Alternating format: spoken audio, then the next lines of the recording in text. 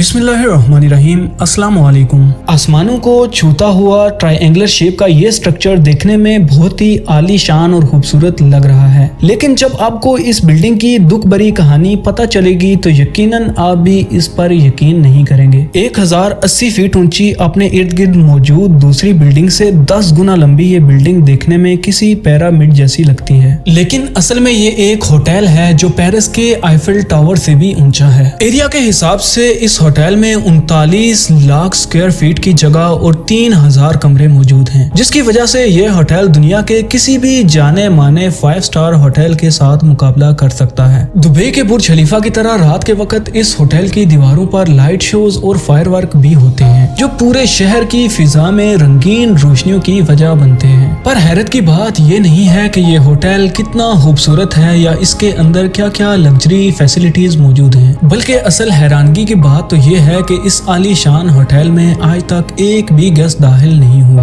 पिछले 30 सालों से ये होटल बिल्कुल अकेला तनहा खड़ा है। लेकिन सवाल है आखिर क्यों इस आलीशान होटल में आज तक एक भी गेस्ट नहीं जा पाया। 5,500 करोड़ रुपए खर्च करके बनाया जाने वाला ये बदनसीब होटल आखिर दुनिया के किस कोने में मौजूद है। व्यूवर्स, इस शानदार होटल को देखते ही पहली नजर में ऐसा मालूम होता है कि ये अमेरिका, कनाडा या फिर किसी डेवलप्ड कंट्री के शहर में बना हुआ है, लेकिन आपको ये जानकर हैरानगी होगी कि 105 मंजिला बिल्डिंग रुगहोंग होटल के नाम से जानी जाती है, जो नॉर्थ कोरिया के कैपिटल प्योंगयांग में पिछले 3 सालों से बिल्कुल खाली खड़ी है। अगर आपको नहीं पता तो आपको बताते चलें कि नॉर्थ कोरिया खुद को कहलाता तो डेमोक्रेटिक कंट्री है, लेकिन असल में ये एक ऐसा मुल्क है जिसको 1948 से सिर्फ एक ही फैमिली चला रही है। किम फैमिली की 3 नस्लें पिछले 74 सालों से नॉर्थ कोरिया पर जबरदस्ती राज कर रही हैं। नॉर्थ कोरिया शायद दुनिया का वाहिद मुल्क है जहां हर साल इलेक्शन तो होते हैं, लेकिन कैंडिडेट सिर्फ एक ही खड़ा होता है और वो कैंडिडेट नॉर्थ कोरिया का सुप्रीम लीडर यानी किम फैमिली का मेंबर ही चूज करता है। अपने सख्त कानूनों की वजह से नॉर्थ कोरिया अपने खिलाफ कई दुश्मन बना चुका है और शायद इसी वजह से ना ही इनके दूसरी कंट्रीज के साथ ट्रेड रिलेशंस हैं और ना ही यहाँ टूरिस्ट आना पसंद करते हैं। हर साल नॉर्थ कोरिया में 3 लाख विजिटर जाते हैं। देखने में तो ये फिगर काफी ज्यादा लगता है, लेकिन इसके पड़ोसी मुल्क यानी साउथ कोरिया के सालाना 175 लाख विजिटर्स के मुकाबले में ये ना होने के बराबर ही है। अब आपके जहन में ये सवाल आ रहा होगा कि अगर नॉर्थ कोरिया में इतनी सख्ती है और यहाँ विजिटर भी इतने कम जाते हैं, तो आखिर इनको 3000 कमरों वाले आलीशान होटल की जरूरत ही क्यों पड़ी। असल में ये बात है 1986 की, जब यूनाइटेड स्टेट और सोवियत यूनियन के दरमियान कोल्ड वार चल रही थी। इस जंग में नॉर्थ कोरिया सोवियत यूनियन की तरफदारी कर रहा था, जबकि इसका पड़ोसी मुल्क यानी साउथ कोरिया अमेरिका की तरफ था। ये एक कोल्ड वार थी, इसी वजह से इस जंग में हथियारों का नहीं बल्कि अपनी ताकत दिखाने का मुजाहरा करना था। नॉर्थ कोरिया और साउथ कोरिया दोनों ही एक दूसरे के दुश्मन थे और हर चीज में एक दूसरे से आगे बढ़ने की कोशिश करते थे। 1986 में एक साउथ कोरियन फर्म ने सिंगापुर में दुनिया का सबसे ऊंचा होटल बनाया था, जो आज स्टैमफोर्ड होटल के नाम से जाना जाता है। इसके अलावा साउथ कोरिया में 1988 ओलंपिक्स होस्ट करने की तैयारियां भी जोरों शोरों से चल रही थी। दुनिया का उस वक्त का सबसे ऊंचा होटल और 1988 ओलंपिक्स की वजह से साउथ कोरिया का पूरी दुनिया में बोलबाला था, लेकिन ये बात नॉर्थ कोरिया को किसी भी सूरत हजम नहीं हो रही थी। नॉर्थ कोरिया ने टसल में आकर अपने पास भी एक फेस्टिवल करवाने का फैसला किया, जो कि असल में ओलंपिक्स का कॉपीड वेरिएंट था। ये फेस्टिवल 1989 में करवाया जाना था और इसमें आने वाले 22,000 पार्टिसिपेंट्स के लिए न सिर्फ प्योंगयांग का एयरपोर्ट एक्सटेंड किया गया, बल्कि 1.5 लाख लोगों के लिए एक ब्रांड न्यू स्टेडियम और 3000 कमरों का एक होटल भी बनवाने का फैसला किया। यह होटल 105 मंजिला ऊंचा होना था, जो अनकरीब साउथ कोरिया के बनाए गए स्टैमफोर्ड होटल से वर्ल्ड रिकॉर्ड भी छीनने वाला था। न सिर्फ इतना बल्कि उस वक्त दुनिया में सिर्फ 21 ऐसी बिल्डिंग थी जिनके फ्लोर 100 से भी ज्यादा थे और इनमें रुगहोंग होटल का नाम सबसे ऊपर था। असल में आकर नॉर्थ कोरिया ने इतने बड़े बड़े हवाई फायर तो कर दिए थे, लेकिन इतना ऊंचा होटल बनाने का ख्वाब इनके गले में आ चुका था। इतनी ऊंची बिल्डिंग बनाने के लिए बेशुमार स्टील की जरूरत थी, लेकिन स्टील नॉर्थ कोरिया के पास मौजूद नहीं था। इसी वजह से इन्होंने फैसला किया कि ये बिल्डिंग सिर्फ कंक्रीट से बनाई जाएगी। क्योंकि ये बिल्डिंग कंक्रीट से बनाई जानी थी, इसी वजह से इसको कोन शेप दी गई और हर साइड को 75 डिग्री झुका हुआ रखा। इस होटल होटल के टॉप पर वर्ल्ड क्लास रिवॉल्विंग रेस्टोरेंट और दुनिया की सबसे ऊंची ऑब्जर्वेशन डेक बनाई जानी थी। इस होटल में जो मॉडर्न फैसिलिटीज रखने का प्लान किया गया था। अगर नॉर्थ कोरिया ये बनाने में कामयाब हो गया तो न सिर्फ साउथ कोरिया बल्कि वो पूरी दुनिया में अपनी काबिलियत साबित कर देता। 1987 में इस होटल की कंस्ट्रक्शन तो स्टार्ट कर दी गई, लेकिन जब 1989 में वर्ल्ड फेस्टिवल हुआ तो 3000 कमरों वाला दुनिया का सबसे ऊंचा होटल कंप्लीट होने के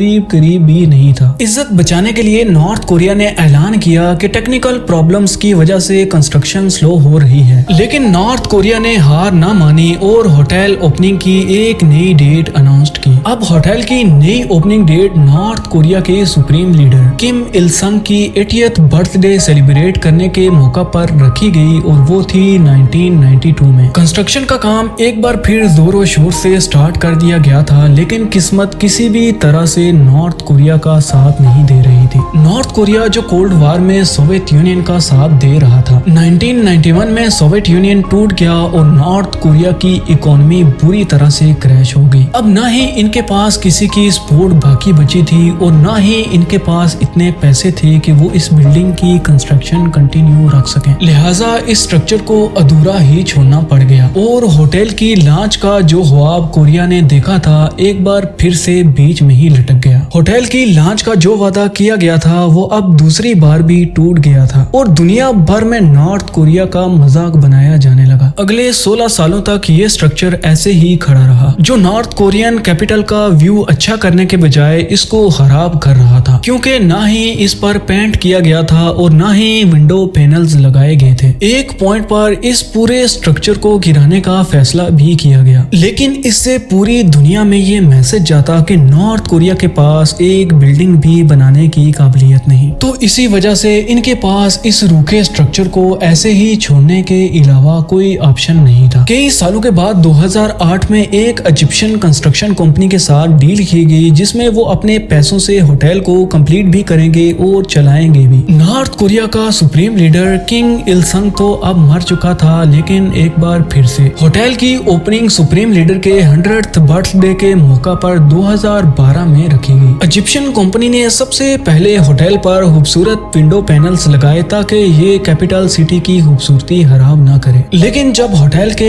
इंटीरियर डेकोरेशन का टाइम आया तो एक और मुसीबत गले आ गई। 2011 में नए लीडर किम जोंग उन ने नॉर्थ कोरिया का कंट्रोल संभाल लिया था और इन्होंने आते साथ ही कुछ ऐसे फैसले किए जिसकी वजह से अमेरिका ने नॉर्थ कोरिया में लग्जरी आइटम्स इंपोर्ट करने की पाबंदी लगा दी थी। होटल का इंटीरियर जिसमें लगने ही तमाम लग्जरी आइटम्स थे वो अब नॉर्थ कोरिया इंपोर्ट नहीं कर पा रहा था। होटल की नई ओपनिंग डेट पर लॉन्च तो दूर की बात, ये अंदर से देखने लायक भी नहीं था और एक बार फिर से नॉर्थ कोरिया पूरी तरह से फेल हो चुका था। कई साल पहले जिद में आकर दुनिया का सबसे ऊंचा होटल बनाने का जो हवाई फायर नॉर्थ कोरिया ने किया था वो अब इनके गले पड़ गया है। दुनिया का सबसे ऊंचा होटल तो दूर की बात, अब इस होटल को एक नए वर्ल्ड रिकॉर्ड से नवाजा गया है। जी हाँ, Guinness book of world record के मुताबिक ये दुनिया की सबसे बड़ी बिल्डिंग है जो बिल्कुल खाली पड़ी हुई है। आज भी इस होटल पर रात के वक्त लाइट शोज और फायरवर्क्स होते हैं, लेकिन ये अंदर से बिल्कुल वीरान भूत बंगले का मंजर पेश करती है। अगर आपको हमारी वीडियो पसंद आए तो प्लीज चैनल को सब्सक्राइब कर लें और बेल आइकन को दबा लें।